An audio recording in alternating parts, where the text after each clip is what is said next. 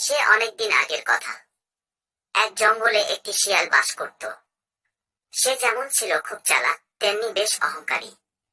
সে নিজেকে বনের সবচেয়ে ধূর্ত ও জ্ঞানী প্রাণী হিসেবে ঢোল বাজিয়ে বেড়ায়। বনের সবাইকে সে বোকা বানিয়ে মজা নিত। একদিন এক কুকুর চুরি করে এক টুকরো মাংস এনেছিল। শিয়াল সেটা লক্ষ্য করল আর মনে মনে ভাবল, কিভাবে এটা কেড়ে নেওয়া যায়। সে কুকুরকে খুব মিষ্টি গলায় ডাকতে লাগলো, ও কুকুর বন্ধু, কোথায় যাও? মাংসের টুকরোটি মুখ থেকে নামিয়ে কুকুর বলল, ওহে ভায়া, আমি আমার সন্তানদের কাছে যাচ্ছি। ওদের জন্য এক টুকরো মাংস এনেছি। শিয়াল বলল, এ কি বলছো? তুমি জানো না কি হয়েছে? কুকুর জিজ্ঞেস করলো, কি হয়েছে? শিয়াল বলে, বুঝেছি, তুমি হয়তো জানো না। বাড়িতে গিয়ে দেখো তোমার সব বাচ্চাই মারা গেছে। কি বলো এসব? এটা হতে পারে না, আমি একটু আগেই ওদের দেখে এসেছি।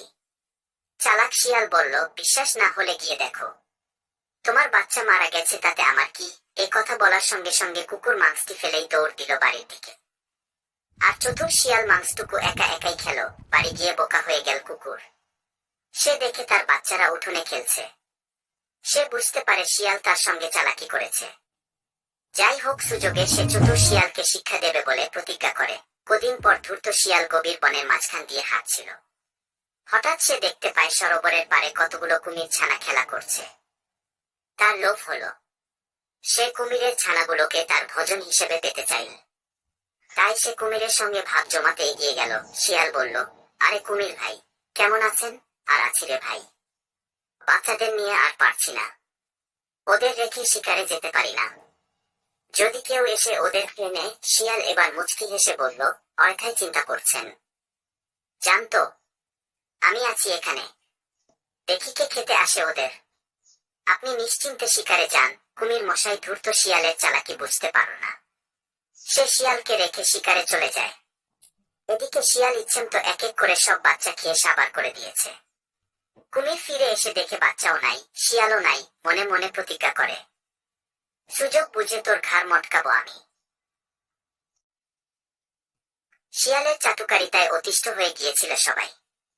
সবাই মিলে শিয়ালকে শাস্তি দেওয়ার কথা ভাবছে। ভুলক্রমে শিয়াল একদিন বাঘের ডেরায় চলে গেল। গিয়ে দেখে বাঘের দুটি বাচ্চা খেলা করছে সেখানে। সে বাচ্চাদের হত্যা করে খেতে শুরু করলো। খাওয়া শেষ করার আগেই বাঘ চলে আসে গুহায়। এবার শিয়াল পড়ল বিপদে।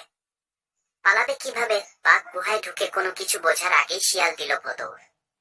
বাঘও পিছু পিছু দৌড়াতে লাগলো। বাঘের হাত থেকে বাঁচার জন্য শিয়াল এক গাছের কোটরে লুকাতে চাইল, কিন্তু কুকুর বাঘকে দেখিয়ে দেয়। শিয়াল দৌড়াতে দৌড়াতে যায় সরোবরের দিকে। সরোবর পার হতে যাবে, ঠিক সেই সময় কুমির তার পা কামড়ে ধরল। যন্ত্রণায় ছট করতে লাগলো শিয়াল।